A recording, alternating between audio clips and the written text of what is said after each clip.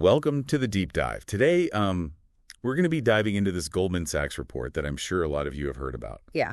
It's about the future of the S&P 500, and Big one. yeah, if you're invested at all, this is the deep dive for you. Yeah, for sure. So we've got this report. It's a little dense, It's a lot. but there's some really interesting stuff in here. What really jumped out at you when you were first going through it? Well, I think the headline is that they're predicting only a 3% annual return for the S&P 500 over the next 10 years, Wow. which is less than half the rate of inflation. Okay, so are they saying the party's over? We've had a really good run in the market. We have. It's been a good decade for the market. Yeah. The S&P 500 has seen something like 13% annual growth over the past 10 years, Huh. which Goldman points out is really good historically. Yeah. But they're basically saying that what goes up must come down. Right. The law of gravity. Yeah. But there's got to be more to it than that, right? I mean, there's got to be some other reasons why they're predicting this. Yeah, absolutely. So they outlined 5 key factors, and they're all kind of interconnected, which is really interesting. Okay, let's break it down. What's number one? Okay, so the first one is sky-high valuations. So you know how if you were going to go buy a house, you wouldn't just look at the price that they're asking. Right. You'd want to see what else is out there, what other houses are Yeah, going for. exactly. You want to see if you're getting a good deal. Right. So in the stock market, we use something called the KPE ratio, which is basically like that for stocks. Okay. It compares stock prices to company earnings over a longer period of time, so it kind of smooths out Got it. any like short-term blips in the market. Okay. And right now the KPE ratio is at 38 for the S&P 500, 38. which is significantly higher than the historical average of 22. And we've only seen a handful of times in the past century that it's gotten that high. Wow. Okay. So that seems like a pretty clear indicator that things might be a little overheated. Yeah. So if valuations are kind of like looking at the price tag, what's the next thing we should be looking at? So the next factor is something called extreme market concentration. Okay. And this is basically talking about the fact that, companies like NVIDIA and Alphabet have been doing really, really well. Yeah, they're setting new records every other day, it seems like. Exactly. And so while that's good for them, it creates this vulnerability for the market as a whole, because if one of those giants stumbles, Yeah. it could have a ripple effect. So we're putting too many of our eggs in one basket or a couple of baskets. Pretty much. And it's hard to sustain that level of growth Right. over a long period of time. Right. For any company, even those giants. Yeah, exactly. Okay.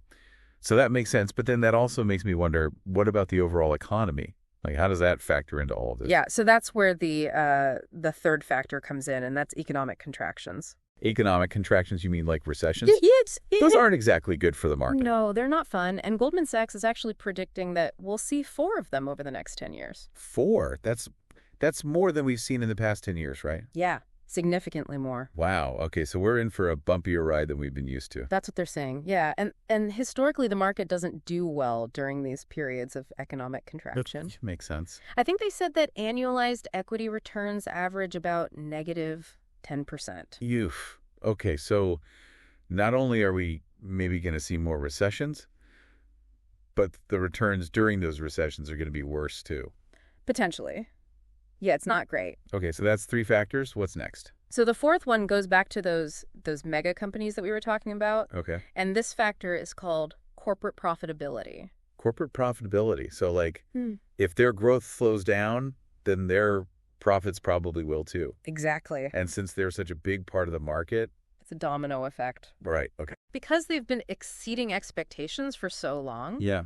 it's hard to keep that up forever. Right. And so as they start to slow down, it's going to drag down the rest of the S&P 500 as well. Okay. It's all starting to feel very interconnected. It is.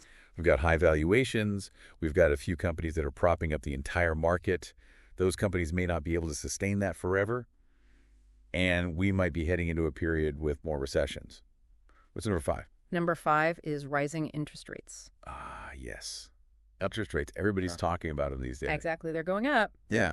And Goldman Sachs is saying that, investors are kind of readjusting their expectations for future rate cuts based on what's going on with the economy right now. Okay, so it sounds like interest rates are going to keep going up, Yeah. which is not great if you're trying to buy a house or a car. Right. But how does that actually affect the stock market? Well, when it costs more for businesses to borrow money, Yeah. They're less likely to invest in new projects or hire new employees. Right, because they're being more cautious. Yeah. Exactly. And that can slow down the economy as a whole, Yeah. which then impacts corporate profits and stock prices. It's like this domino effect again. Pretty much, yeah. Higher interest rates, slower economic growth, maybe more of those contractions we talked about, Exactly. and then lower corporate profits and lower stock prices. Yeah, you got it. Okay, so this is all a little bit doom and gloom, I have to say. Well, it's not the most optimistic outlook I know. But it's important to remember that this is just a prediction. Right, it's not a guarantee. And Goldman Sachs isn't always right. Nobody's perfect. But it's definitely something to think about, especially if you're expecting the market to just keep going up like it has been. So much to think about here. High valuations, market concentration, recessions, profitability, interest rates. It feels like we're bracing for impact. What are we supposed to do with all of this? Well, the good news is this report isn't telling anyone to run for the hills. It's more like a reality check. Time to make sure our expectations are realistic, And this is where diversification comes in. All right, don't put all your eggs in one basket, especially if that basket's looking a little wobbly. Exactly. So stay informed, think long-term, and make sure your investment strategy matches your risk tolerance. Maybe revisit those long-term goals. See if your portfolio still makes sense. This has been eye-opening. We started with a market on fire, and now, well, we're facing some potential speed bumps. It makes you wonder what this means for the rest of the economy, too. Like, what happens to real estate or bonds if investors start changing course? Great question. And that's what makes this so fascinating. Everything's connected. It's complex. But understanding the risks and rewards, that's what matters. Knowledge is power, right? Hopefully this deep dive gives you the tools to make smart decisions for your financial future. Absolutely. And if there's one thing to take away, it's don't panic. No crystal ball here, just a little wake-up call. Stay informed, stay prepared. I love it. Thanks for joining us for this deep dive, everyone. Remember, the future of finance. It's always changing. Stay curious, stay informed, and stay invested in your own financial well-being.